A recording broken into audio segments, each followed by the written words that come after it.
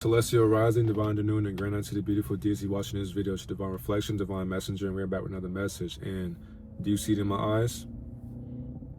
Let's be divine. If you choose to, make sure you like, comment, subscribe for more divine messages, because we're not here to play. This is the year for you to be awakened into what you have been lied to. If you believe that the simulation was made in 7 days, you are the reason why ignorance exists. Nothing wrong with that at all whatsoever, because we are all ignorant to some degree. But now when you're conscious about that degree, how are you learning that? And how you stay disciplined into learning what that consciousness is. I'm neither right nor wrong, by the way. And if you get offended, I did my job. So I do not care how you feel. So, I had to put it down, right? I got to put my thoughts down. So day 2, the creation of the sky, right? And I have the Satanic Bible with me today. Now, of course, you're probably new here. You're wondering like, oh, I'm out. You reading the Satanic Bible? He's a Satanist. Don't project what you are onto me. I'm not satanic. I'm not Luciferian. I'm not religious. I'm not Hindu. I'm not Muslim. I'm not Islamic. I am not, for one, I am that I am. Don't attach titles to me. Don't demonize my skin color. And don't demonize my culture nor my nature, because you are talking about yourself and your own nature. The book of Lucifer, excuse me, the book of Lucifer, the enlightenment, air. So in this camera, what do you see?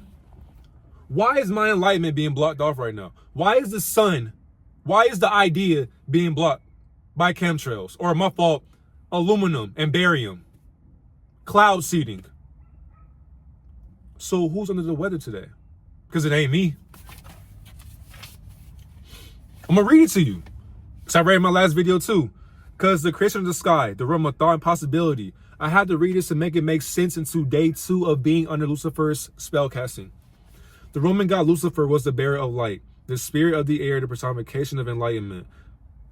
In Christian mythology, he became synonymous with evil, which was only to have been expected from a religion whose very existence is perpetuated by clouded definitions and bogus values. It is time to set the record straight. False moralism or moralisms and occult inaccuracies must be corrected. Entertaining as they might be, most stories and plays about devil worship must be recognized as obsolete absurdities they are. It has been said, the truth will make men free. The truth alone has never set anyone free. It is only doubt which will bring mental emancipation. Without the wonderful element of doubt, the doorway through which truth passes would be tightly shut, impervious to the most strenuous poundings of 1,000 Lucifers.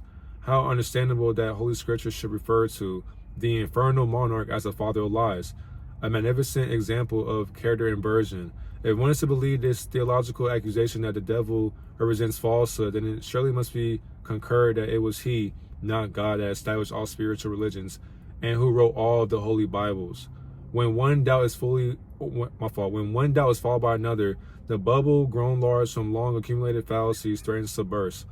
For those who already doubt supposed truths, this book is revelation. Then Lucifer will have risen. Will have risen. Now's the time for doubt. The bubble of falsehood is bursting, and its sound is a roar of the world. So that's how you know. For example, this book has so much power, my throat chakra is underlined by just reading that shit. That's how deep sorcery gets. You see how I'm talking now? That's what happens when niggas can't fathom this shit.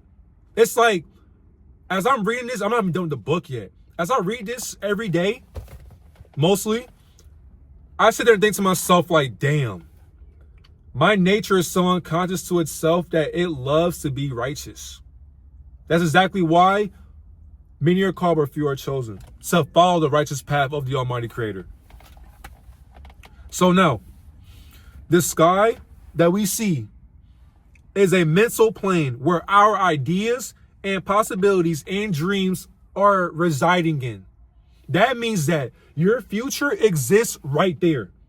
I know you can see a little bit. So right there, where I'm pointing at, as it's moving, that's where your dreams are. So when niggas are laying down, and the thing is too, in your room and outside, what's the difference? There is none. When you lay down in your room and you just sit there, look at the ceiling, you are thinking of your future, your dreams, your ideas, your responsibilities, and ideologies. Excuse me about the burp.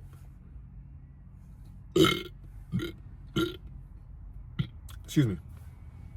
Told you. So because of that, when you sit there and you think of the future, you're putting it past you. You're putting it past you. So your ideas are so in the skies that when you're in the sky, you can't even see beyond your lives because they're plagued by the skies that pollute themselves from your introspection of your ideology. On day 2, it shows us that the mind is separating from chaos, and that establishes order for our thoughts to flow freely. So understand, on day 2, when we observed ourselves being awakened from day 1, we went to bed, woke up day 2. Now we have thoughts to do possibilities that we think are impossible. But what is impossible when you're trying?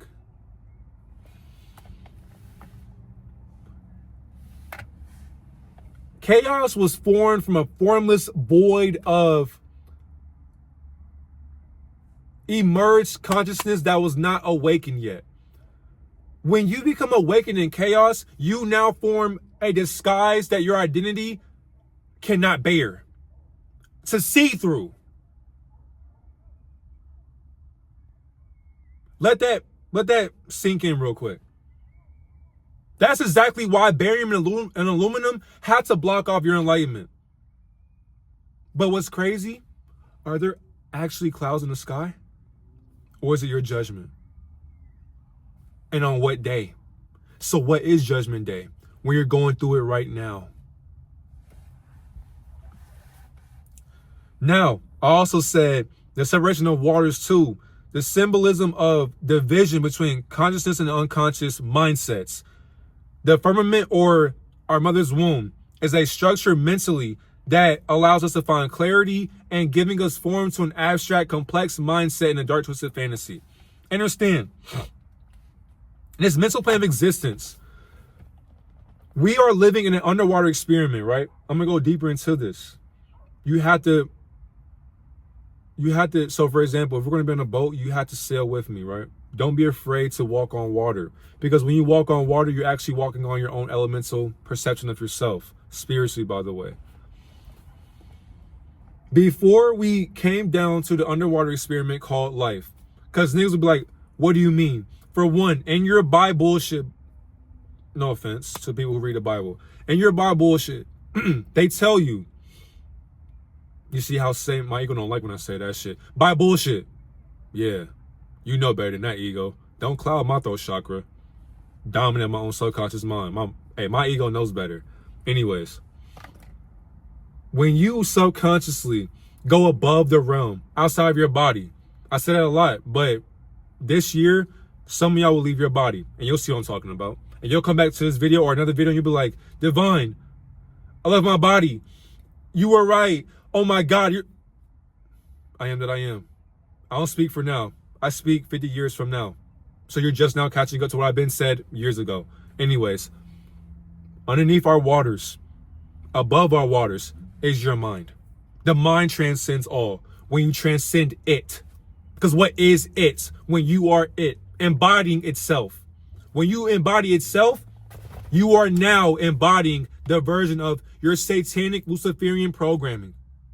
When you overcome that and you slay that demon or that dragon with armor, you now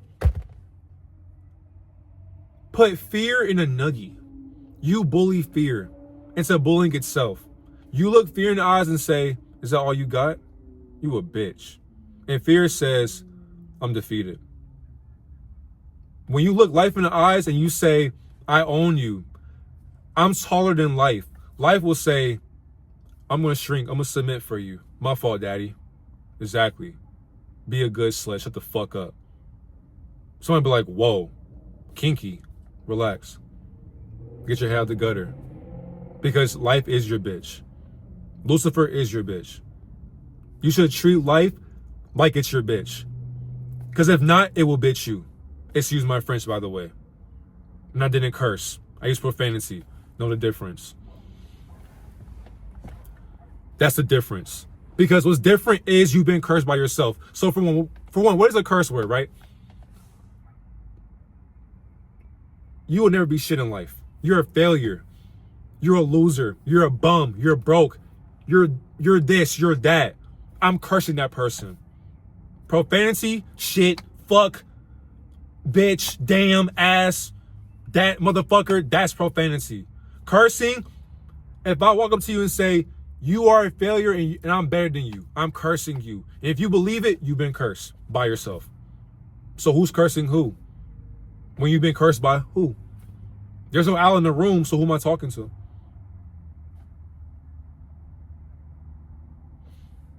Underneath these waters, there is no such thing as the ocean, or the sun, or the moon.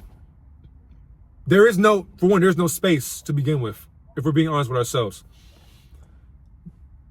Not a space agency told you that there is a world beyond our galaxy or universe, and they put it on Google for you to believe. Imagine, first of all, who took a picture of the Milky Way galaxy? Nobody ever asked that question. Who took a picture of the Milky Way galaxy and then said, that's our galaxy? Now let's get deeper. Who told you that Mercury, Saturn, and Venus and Pluto look like how they look on Google? Who told you that? It was somebody, right? It was never you. You had to believe that and then embody it and then say, I believe it. The planets are aligning. Astrology. I'm an astrologist. I know astronomy. I can see the stars. They're aligning with the zodiacs. Stop it. Stop it. Because they mock you from your zodiac sign. And zodiac signs are the planes that we come from. Or my fault, the star systems that we come from. So for example, Pisces, Aquarius. I come from a water system. My thoughts forever are going to flow. Even when I'm gone, I'm always going to be on your mind. Literally. That's why I get you wet without even touching you. How is that possible? How can I get you wet without even touching you? And I ain't even touching you physically. But mentally, you know what I'm talking about. Sweetheart, check your pants after this video. How did I get in there? Yeah. That's how powerful enlightenment can get. If you can make her wet without even touching her, who are you? That's exactly why she will watch your videos every single day, but won't say a word. She will love on you, think about you, want to hug you, kiss you, lay next to you. She dreams about you, but won't ever say a word to you. Because she's watching you be the man that you always were destined to be. And she's the one to get in the way of that. But one day, though, y'all will cross paths, and she'll have told you that she manifested this moment, and now it's here. That's how powerful the mind is. The mind is so powerful, a man or a woman can manifest their ideal partner, and it'll happen instantly. And motherfuckers will fumble it instantly because you weren't ready for yourself.